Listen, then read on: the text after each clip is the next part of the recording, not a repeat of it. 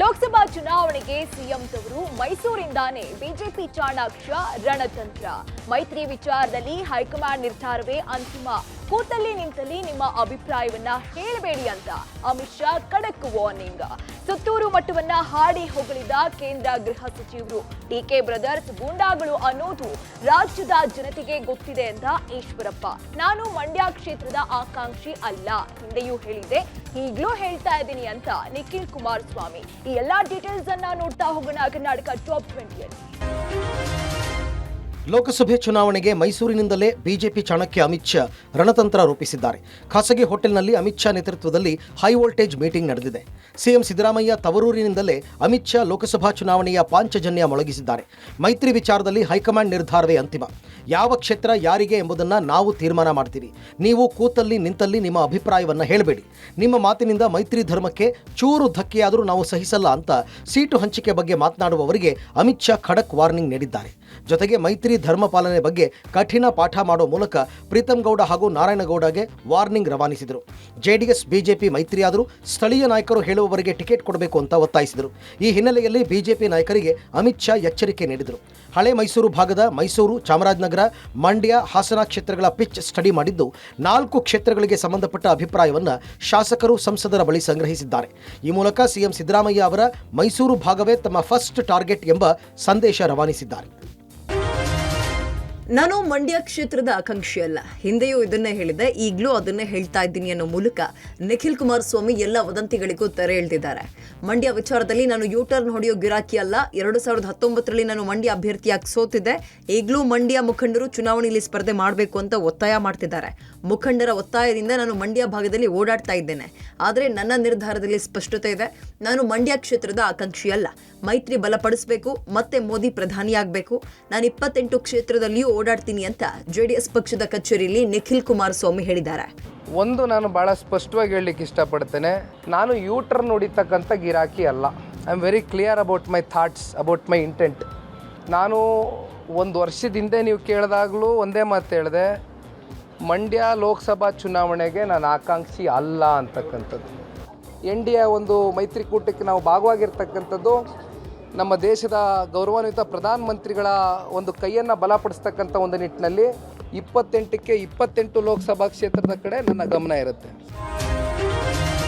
DCM DK Shivakumar ಹಾಗೂ DK Suresh ವಿರುದ್ಧ ಮಾಜಿ ಸಚಿವ ಈಶ್ವರಪ್ಪ ಮತ್ತೆ ಆಕ್ರೋಶ ವ್ಯಕ್ತಪಡಿಸಿದ್ದಾರೆ. ಈ ಬಗ್ಗೆ ಮೈಸೂರಿನಲ್ಲಿ ಮಾತನಾಡಿದ ಈಶ್ವರಪ್ಪ, ಡಿಕೆ ಶಿವಕುಮಾರ್, ಡಿಕೆ ಸುರೇಶ್ ಇಬ್ರು ಗೂಂಡಾಗಳು ಅನ್ನೋದು ಜನರಿಗೆ ಗೊತ್ತಿದೆ. ನನ್ನ ಮಾತಿಗೆ ಸಿನಿಮಾ ಸ್ಟೈಲ್ ಅಲ್ಲಿ ಡಿಕೆ ಶಿವಕುಮಾರ್ ಪ್ರತಿಕ್ರಿಯೆ ನೀಡಿದ್ದಾರೆ. ಅವರ ಅರ್ಧ ಜೀವನವನ್ನ ತಿಹಾರ್ ಜೈಲಿನಲ್ಲಿ ಅನ್ನೋದು ಸೆಟಲ್ಮೆಂಟ್ ಆಗಿದೆ. ಉಳಿದ ಇನ್ನೊಂದು ಪಾರ್ಟ್ ಕೂಡ ಜೈಲಿನಲ್ಲೇ ಸೆಟಲ್ಮೆಂಟ್ ಆಗುತ್ತೆ. ನೀವೇ ನೋಡ್ತಾ ಇರಿ, ಇಷ್ಟರಲ್ಲೇ ಡಿಕೆ ಶಿವಕುಮಾರ್ ಮತ್ತೆ ತಿಹಾರ್ ಜೈಲು ಸೇರ್ತಾರೆ. ನನ್ನನ್ನ ಅವರು ವಿಲನ್ ಮಾಡೋದಕ್ಕೆ ಸಾಧ್ಯವೇ ಇಲ್ಲ. ನಾನೊಬ್ಬ ರಾಷ್ಟ್ರ ಭಕ್ತ. ರಾಷ್ಟ್ರ ಹೊಡೆಯುವಂತಹ ಮಾತಾಡೋದಿಲ್ಲ. ರಾಜ್ಯ ಕಟ್ಟಿದ ಕೆಂಪೇಗೌಡರ ಬಗ್ಗೆ ಮಾತಾಡಬಾರ್ದು. ರಾಷ್ಟ್ರದ್ರೋಹಿ ಹೇಳಿಕೆ ಕೊಟ್ಟಿದ್ದು ಡಿಕೆ ಸುರೇಶ್ ಅವರು. ರಾಷ್ಟ್ರದ್ರೋಹಿ ಹೇಳಿಕೆ ಕೊಟ್ಟವರ ಮೇಲೆ ರಾಜ್ಯ ಸರ್ಕಾರ ಕ್ರಮ ಕೈಗೊಳ್ಳಬೇಕಾಗಿತ್ತು. ಕ್ರಮ ಕೈಗೊಳ್ಳಿ ಅಂತ ಹೇಳಿದ್ರೆ ನನಗೆ ನೋಟಿಸ್ ಕಳಿಸ್ತಾರೆ. ರಾಷ್ಟ್ರದ್ರೋಹಿಗಳನ್ನ ಯಾಕೆ ರಕ್ಷಣೆ ಕೊಡ್ತಿದ್ದಾರೆ ಅನ್ನೋದು ನನಗೆ ಗೊತ್ತಿಲ್ಲ ಅಂದ್ರು. ರಾಜ್ಯ ಸರ್ಕಾರ ಅವ್ರ ಬಗ್ಗೆ ಕ್ರಮ ತಗೋಬೇಕಾಗಿತ್ತು. ಈ ರೀತಿ ರಾಷ್ಟ್ರದ್ರೋಹಿಗಳ ಹೇಳಿಕೆ, ದೇಶವನ್ನ ಒಡಿತೀವಿ, ನಾವು ಬೇರೆ ರಾಷ್ಟ್ರವನ್ನೇ ಕೇಳ್ತೀವಿ ಅಂತ ಹೇಳ್ತಾರಂತ ರಾಷ್ಟ್ರದ್ರೋಹಿ ಬಗ್ಗೆ ನೀವು ಕ್ರಮ ತಗೋಬೇಕಾಗತ್ತೆ, ಅದ್ರ ಬಗ್ಗೆ ಕಾನೂನು ತರಬೇಕಾಗತ್ತೆ ಅನ್ನೋ ಮಾತು ನಾನು ಹೇಳಿರೋದು. ನಾನೇ ನೋಟಿಸ್ ಕಳಿಸ್ತಾರೆ. ಸುತ್ತೂರು ಜಾತ್ರಾ ಮಹೋತ್ಸವದಲ್ಲಿ ಕೇಂದ್ರ ಗೃಹ ಸಚಿವ ಅಮಿತ್ ಶಾ ಭಾಗಿಯಾಗಿದ್ರು. ಈ ವೇಳೆ ಸುತ್ತೂರಿನಲ್ಲಿ ನಡೆದಂತಹ ಕಾರ್ಯಕ್ರಮದಲ್ಲಿ ಮಾತನಾಡಿದಂತಹ ಅವರು ಮೊದಲಿಗೆ ಬಸವಣ್ಣ ಅವರನ್ನ ಸ್ಮರಿಸಿದ್ರು. ನಾನು ಸುತ್ತೂರಿನಲ್ಲಿ ಪುಣ್ಯ ಭೂಮಿಯಲ್ಲಿದ್ದೀನಿ. ಸುತ್ತೂರು ಮಠಕ್ಕೆ ಲಕ್ಷಾಂತರ ಮಂದಿ ಭಕ್ತರಿದ್ದು ಲಕ್ಷಾಂತರ ವಿದ್ಯಾರ್ಥಿಗಳು ವ್ಯಾಸಂಗ ಮಾಡುತ್ತಿದ್ದಾರೆ. ಇಲ್ಲಿನ ವಿದ್ಯಾಸಂಸ್ಥೆಯಲ್ಲಿ ವಿಶೇಷ ಚೇತನರಿಗೆ ಹೆಚ್ಚು ಒತ್ತನ್ನ ನೀಡಲಾಗಿದೆ. ಸುತ್ತೂರು ಮಠದ ಸೇವೆಗೆ ನನ್ನ ಪ್ರಣಾಮಗಳು. ಸುತ್ತೂರು ಮಠ ನಿಸ್ವಾರ್ಥ ಸೇವೆಗೆ ಹೆಸರುವಾಸಿಯಾಗಿದೆ. ಅಯೋಧ್ಯೆಯಲ್ಲಿ ಸುತ್ತೂರು ಶಾಖಾ ಮಠ ನಿರ್ಮಾಣ ಆಗ್ತಿದೆ. ಅದಕ್ಕೆ ನಾನು ಸುತ್ತೂರು ಶ್ರೀಗಳಿಗೆ ಧನ್ಯವಾದವನ್ನ ಅರ್ಪಿಸ್ತೀನಿ. ಕಾಶಿಯಲ್ಲಿ ಕಾರಿಡಾರ್ ಮಾಡಿದ್ದೀವಿ. ಉಜ್ಜಯಿನಿ ಮಹಾಕಾಲ್ ಕಾರಿಡಾರ್ ಮಾಡಿದ್ದೀವಿ. ಭದ್ರಿ ಕೇದಾರನಾಥ ಧಾಮ ಪುನರ್ಸ್ಥಾನ ಆಗಿದೆ. ದೇಶದ ಪರಿವರ್ತನೆ, ಸಂಸ್ಕೃತಿ ಎತ್ತಿ ಹಿಡಿಯುವ ಕೆಲಸವಾಗ್ತಾ ಇದೆ. ಸುತ್ತೂರು ಮಠದ ಕೊಡುಗೆಯನ್ನ ಬಿಜೆಪಿ ಸದಾ ಸ್ಮರಿಸಿಕೊಳ್ಳುತ್ತೆ. ಪ್ರಧಾನಿ ನರೇಂದ್ರ ಮೋದಿಯವರ ಸಾಂಸ್ಕೃತಿಕ, ಯೋಗ, ಆಯುರ್ವೇದ, ಸುರಕ್ಷತೆ ಮತ್ತು ಭದ್ರತೆ ಕ್ಷೇತ್ರಕ್ಕೆ ಬಹಳ ಒತ್ತು ನೀಡಿದ್ದಾರೆ ಅಂತ ತಿಳಿಸಿದ್ರು. आज जब मैं कर्नाटक की पवित्र भूमि पर हूँ, तब जगत ज्योति बसवन्ना को भी मन से प्रणाम करकर मेरी बात की शुरुआत करना चाहता हूँ. बसवन्ना ने न केवल अपने अनुयायियों के अपने वचनों से देश भर के करोड़ों जीवों को मोक्ष का रास्ता बताया है, करोड़ों जीवों को सद रास्ते पर जाने की प्रेरणा दी है और अनेक जीवों की शांति का मार्ग बसवन्ना ने अपने वचनों में सिद्ध किया है, प्रशस्त किया है। ನಂಜನಗೂಡು ತಾಲೂಕಿನ ಸುತ್ತೂರಿನಲ್ಲಿ ನಡೆದಂತಹ ಸುತ್ತೂರು ಜಾತ್ರಾ ಮಹೋತ್ಸವದಲ್ಲಿ ಕೇಂದ್ರ ಗೃಹ ಸಚಿವರಾಗಿರುವಂತಹ ಅಮಿತ್ ಶಾ ಭಾಗಿಯಾಗಿದ್ರು. ಈ ವೇಳೆ ಅಯೋಧ್ಯೆಯ ಬಾಲರಾಮನ ಮೂರ್ತಿಯನ್ನ ಕೆತ್ತಿರುವ ಶಿಲ್ಪಿ ಅರುಣ್ ಯೋಗಿರಾಜ್ ಅವರನ್ನ ಸನ್ಮಾನಿಸಿದ್ರು. ಬಳಿಕ ಪಾರ್ವತಮ್ಮ ಶಾಮನೂರು ಶಿವಶಂಕರಪ್ಪ ಅತಿಥಿ ಗೃಹವನ್ನ ಉದ್ಘಾಟಿಸಿದ್ರು. ಅಲ್ಲಿಂದ ನೇರವಾಗಿ ನಾಡದೇವತೆ ಚಾಮುಂಡೇಶ್ವರಿ ಬೆಟ್ಟಕ್ಕೆ ಆಗಮಿಸಿದ್ರು. ಇನ್ನು ಚಾಮುಂಡಿ ಬೆಟ್ಟಕ್ಕೆ ಆಗಮಿಸಿದಂತಹ ಅಮಿತ್ ಶಾಗೆ ದೇವಸ್ಥಾನದಲ್ಲಿ ಪೂರ್ಣಕುಂಭ ಸ್ವಾಗತವನ್ನ ಕೋರಿದ್ರು. ಕಳಸ ಮಂಗಳವಾದ್ಯದ ಮೂಲಕ ಅರ್ಚಕರು ಬರಮಾಡಿಕೊಂಡ್ರು. ಬಳಿಕ ಚಾಮುಂಡೇಶ್ವರಿಗೆ ಅಮಿತ್ ಶಾ ವಿಶೇಷ ಪೂಜೆಯನ್ನ ಸಲ್ಲಿಸಿದ್ರು. ಇನ್ನು ಚಾಮುಂಡೇಶ್ವರಿ ದರ್ಶನಕ್ಕೆ ಅಮಿತ್ ಶಾ ಆಗಮನ ಹಿನ್ನೆಲೆಯಲ್ಲಿ ಮಧ್ಯಾಹ್ನ 2:15ರಿಂದ ಸಂಜೆ 4 ಗಂಟೆ ತನಕ ಸಾರ್ವಜನಿಕರ ಪ್ರವೇಶಕ್ಕೆ ನಿರ್ಬಂಧ ಹೇರಲಾಗಿತ್ತು. ಇನ್ನು ಅಮಿತ್ ಶಾಗೆ ಶ್ರೀರಾಮ, ಸೀತಾಮಾತೆ, ಲಕ್ಷ್ಮಣ, ಹನುಮಂತ ಬೆಳ್ಳಿ ಮೂರ್ತಿ ಸ್ಮರಣೆಗೆ ನೀಡಿ ಗೌರವಿಸಲಾಯಿತು.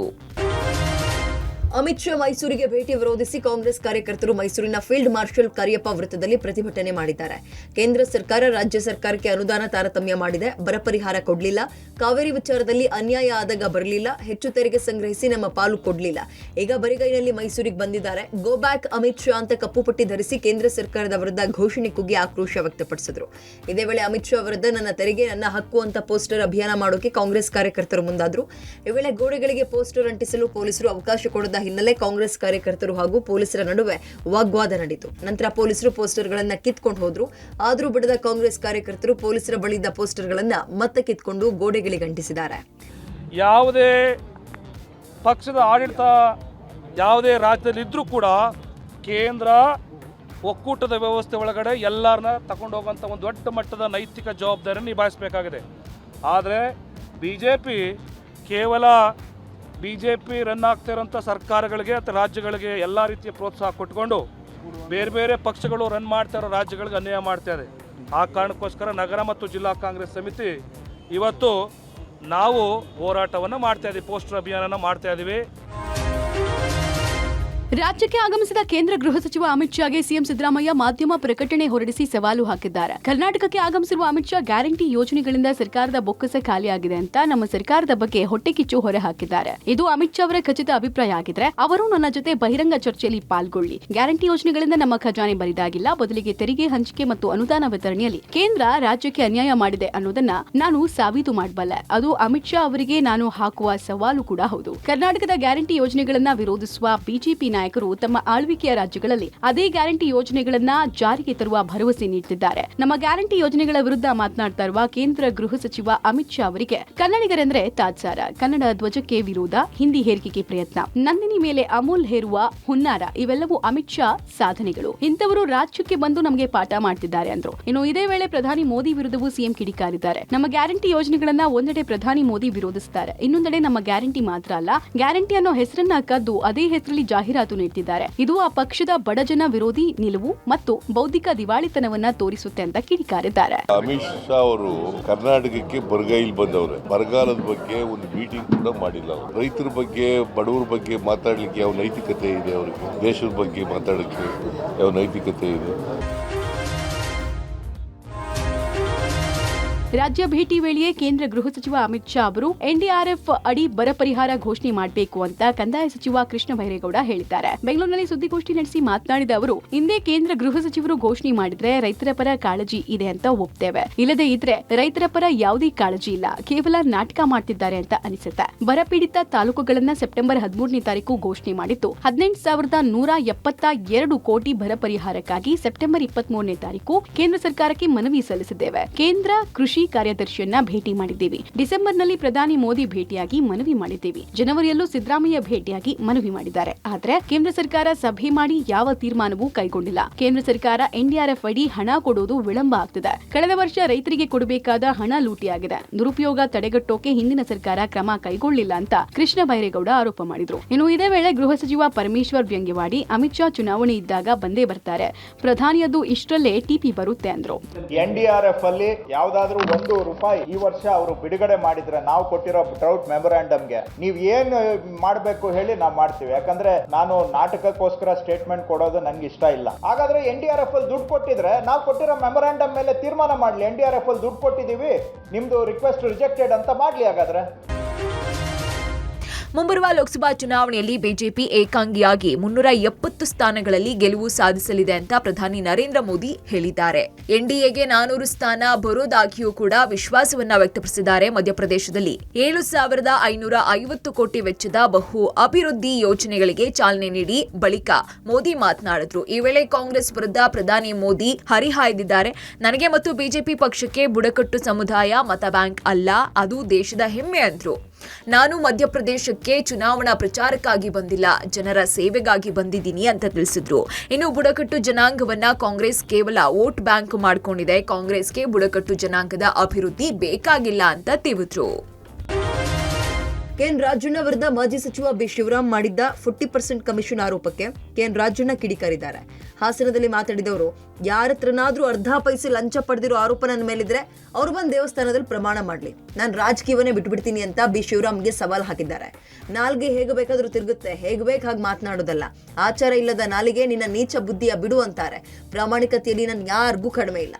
ಯಾರೆಲ್ಲ ಆರೋಪ ಮಾಡ್ತಾರೆ ಅವ್ರು ಮೊದಲು ಆತ್ಮಾವಲೋಕನ ಮಾಡ್ಕೊಳ್ಳಲಿ ಅಂದ್ರು.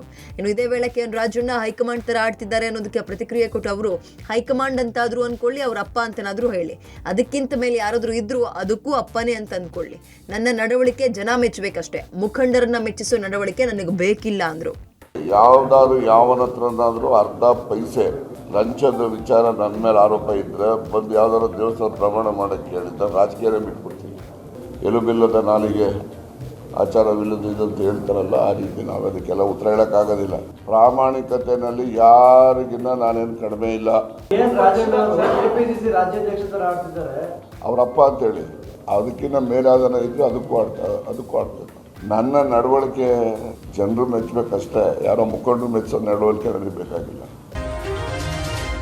ಆಳಂದ ಪಟ್ಟಣದಲ್ಲಿರುವಂತಹ ಲಾಡ್ಲೆ ಮಶಾಕ್ ದರ್ಗಾದಲ್ಲಿ ಈಶ್ವರ ಲಿಂಗವಿದೆ ಅಂತೇಳಿ ಕಲಬುರಗಿಯಲ್ಲಿ ಶ್ರೀರಾಮ ಸೇನೆಯ ಮುಖ್ಯಸ್ಥ ಪ್ರಮೋದ್ ಮುತಾಲಿಕ್ ಹೇಳಿದ್ದಾರೆ.